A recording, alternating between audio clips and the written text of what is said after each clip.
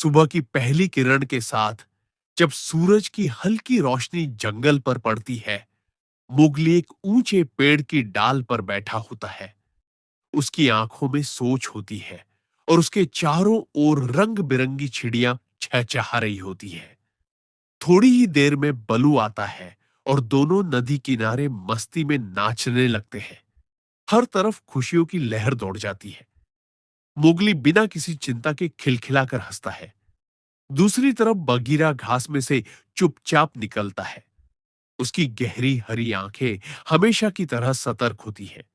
वह मोगली की हिफाजत में नजर रखता है। तभी कर्नल हाथी अपने बड़े शंख से जंगल के सभी जानवरों को इकट्ठा करता है। उसे एक जरूरी बात बतानी होती है। सारे जानवर जमा हो जाते हैं। उनके चेहरों पर चिंता साफ दिखती है।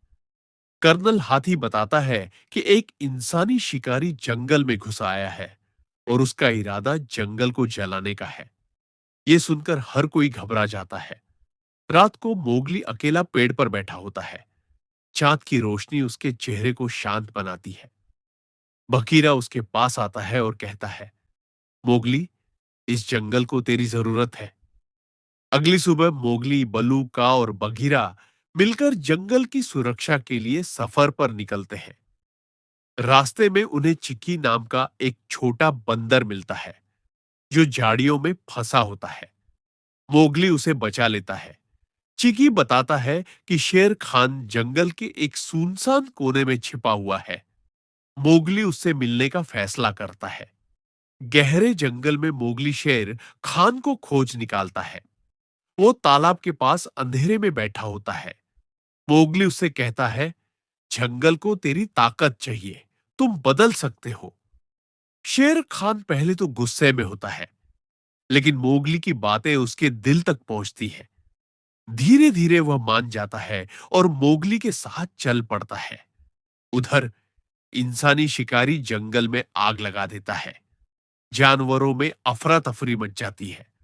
का छोटे छोटे जानवरों को अपनी लंबी देह पर चढ़ाकर सुरक्षित स्थान तक पहुंचाता है। बगीरा एक मासूम हिरण के बच्चे को बचाने के लिए आग के ऊपर से कूदता है। बलू अपनी पीठ पर कई जानवरों को बैठाकर सुरक्षित जगह ले जाता है। शेर खान शिकारी के सामने आकर गरजता है। मोगली एक झाड़ी के पीछे छुपकर शिकारी के हाथ पर पत्थर मारता है और उसकी बंदूक गिरा देता है। का पेड़ से लटक कर शिकारी को जकड़ लेता है। चिकी और उसकी बंदरों की टीम ऊपर से जाल फेंककर शिकारी को पूरी तरह बांध देती है।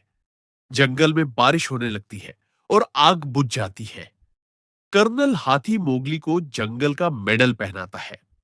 सभी जानवर मोगली की तारीफ करते हैं। शेर खान सबके सामने अपना सिर झुका देता है।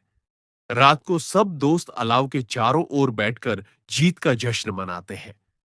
बलू, बगीरा, शेर खान, का, चिकी और मोगली सब हंसते हैं। जंगल बच गया था और मोगली एक बार फिर साबित कर चुका था कि वो जंगल का असली हीरो है।